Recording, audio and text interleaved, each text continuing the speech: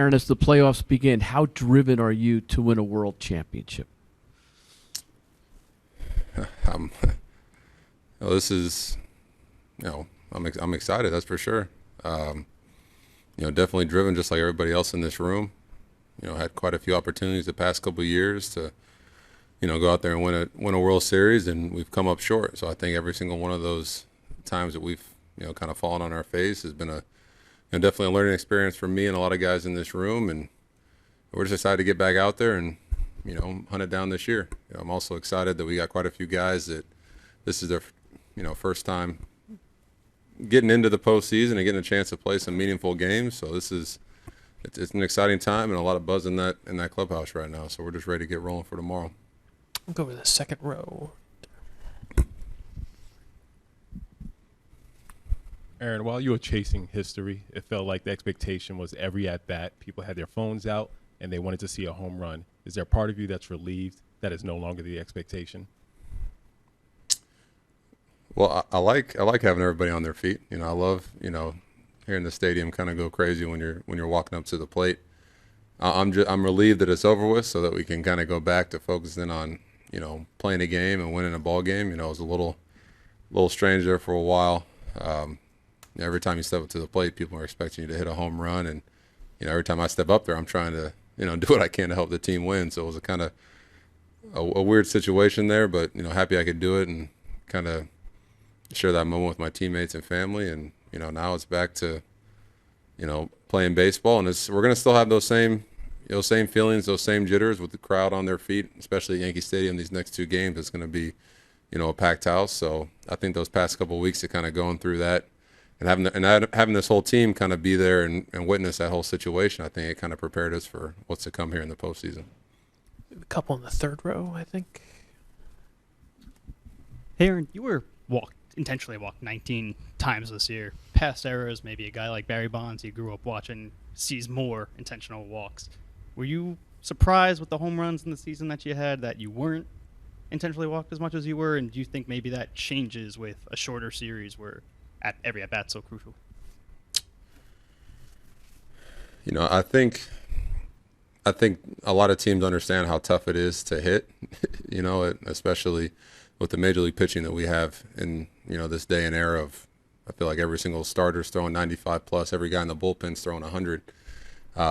It's still tough to square up the baseball and, go up there and try to do something productive. So I think, a lot of teams, throughout the year just kind of said, hey, we're gonna go after him and see what happens, or, we'll be a little careful with him. And if he swings out of the zone, he swings out of the zone. If he doesn't, he'll take his walk. So, I didn't expect to walk any more, or expect to walk any less. But in the postseason, I expect,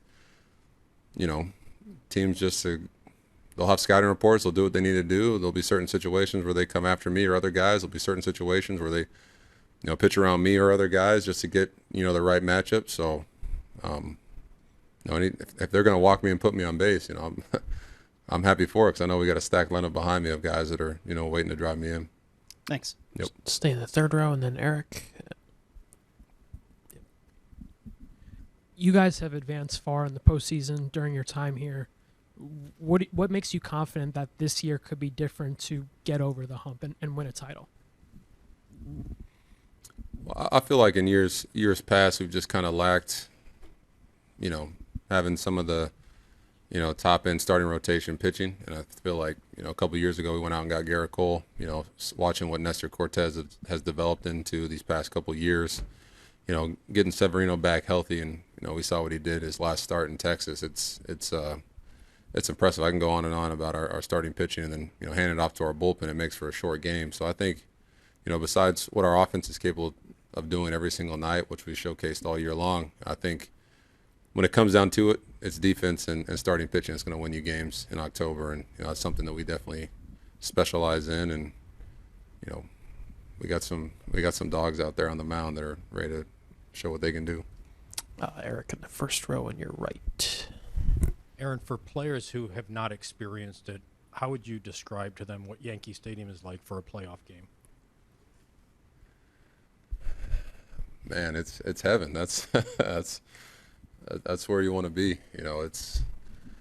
For me, I get the jitters, the intros, run out on that line, the crowd cheering, the little crisp, cool air. There's nothing like it. You can't hear the roll call. Even when I'm in right field, right next to the bleacher creatures, I can barely hear what they're saying out there. It's so loud, and but when it comes down to it, you just and you got to embrace it and enjoy every single moment. Because that's we're still playing the same kids game that we've been playing all year. Still going to go out there and do the same thing we've done for 162 games. So, for the guys that haven't been there or, experienced it, it's, hey, soak it in, realize and acknowledge that you are going to be a little nervous. You are going to have some butterflies in your stomach, but, if you prepared the right way, did what you need to do pregame, and now it's time to go out there and embrace those moments and have fun with it and just play ball. Brian in the second row on your left. Along those lines, Aaron, the atmosphere here has been a little weird, and everybody focused on your at bats only. What are you hoping it looks, feels, and sounds like tomorrow? Just like all the other postseason games we've had here, just loud, fans on their feet from the very first pitch till the last out.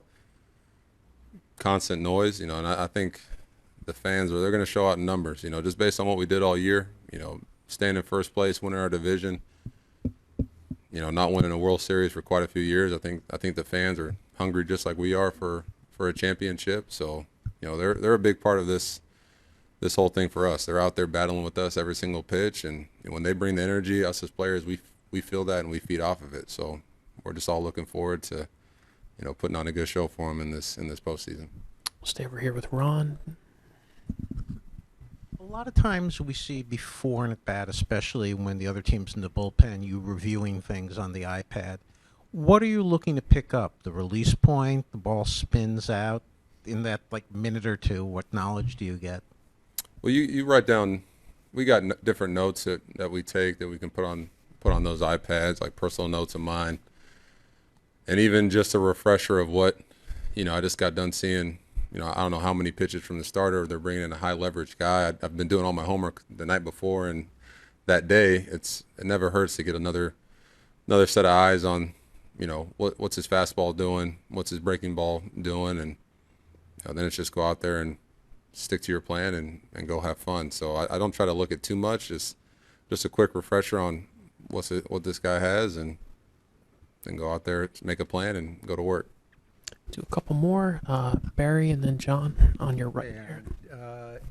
So just a note on the intentional walks. I mean, Barry was walked 120 times in 2004 alone and 688 times in his career, and he still hit 762 home runs. So it was pretty minor with you, don't you think? Yeah. I never said it was a lot. It's I'm still getting over 600 plate appearances, so. That's one joke my dad always said. He's like, man, you're getting up to the plate about 600, 500 times. You tell me you can't hit 80 out? But we have fun with that. But Barry was a different animal, man. He would get maybe one pitch a series and drive it out, one pitch a game. It was impressive and definitely fun to watch as a kid. So I'm glad I didn't get a walk to 100 and something times. That would have been a little wild. So Barry said you guys have never met. No. Okay. What would when you meet him, and I'm sure you will you approach it as a kid, like to his idol, or to a peer?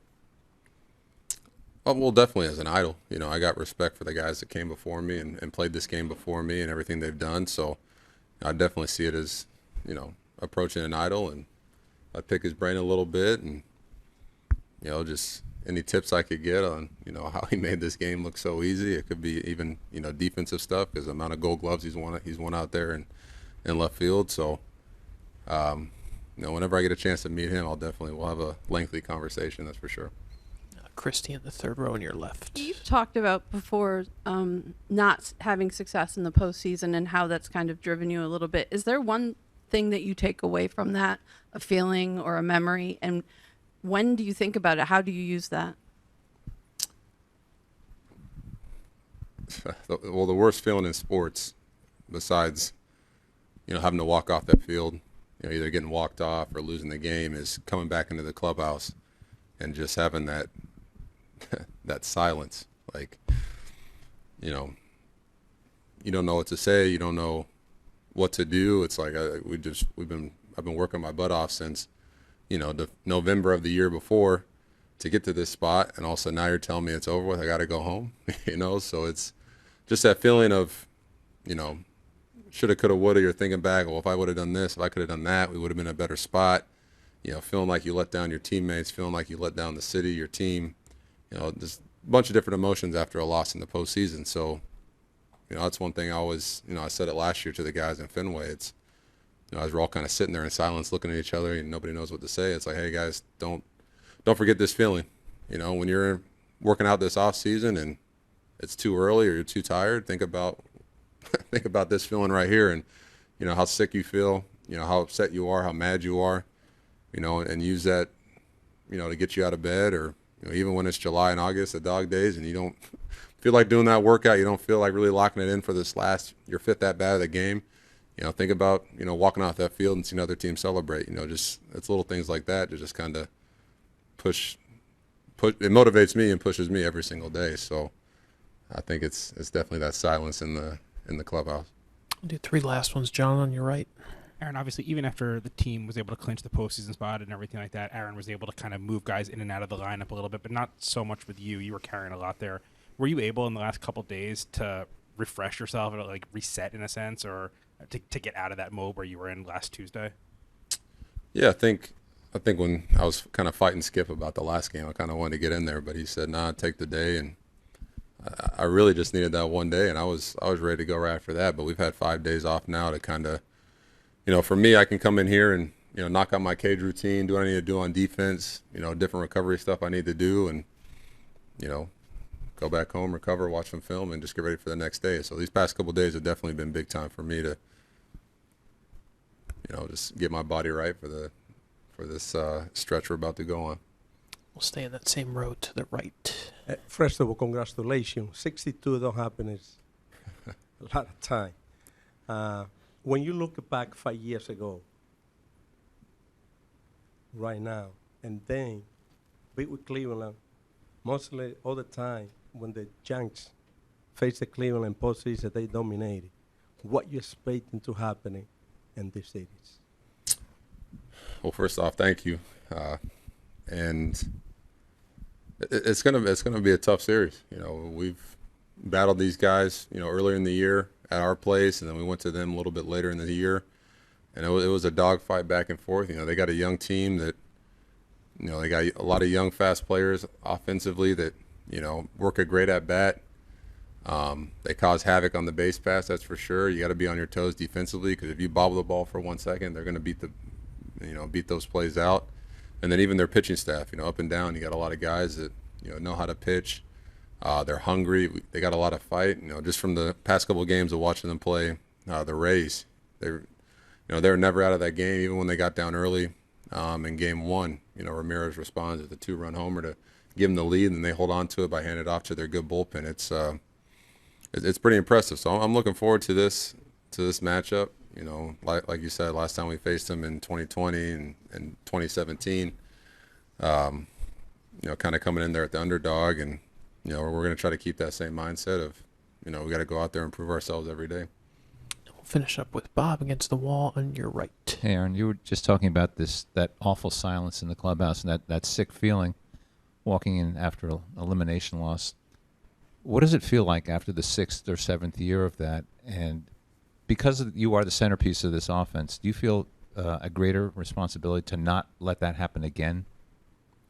Well, I feel a responsibility every single year, even when I was a rookie, coming in here and going in on my first postseason run in 17, I felt responsibility, not only for this team, but the city to go out there and bring something home. And, as the years have gone on and we've, fallen short and came close and fallen short, and, it doesn't get any better every year, and, that's why you got to learn from all those experiences. You got to learn from those downfalls. You got to learn from the sleepless nights, and you got to take what you can from it, turn it into a positive, and just get ready for the next year. And that's what I've tried to do every single season. And this year we put ourselves in a great position. We got a great team to go out there and kind of close this thing out. So, as much as I hate those those silent moments, they only make you, not only a better, better player, but a better person, when you go through the adversity like that.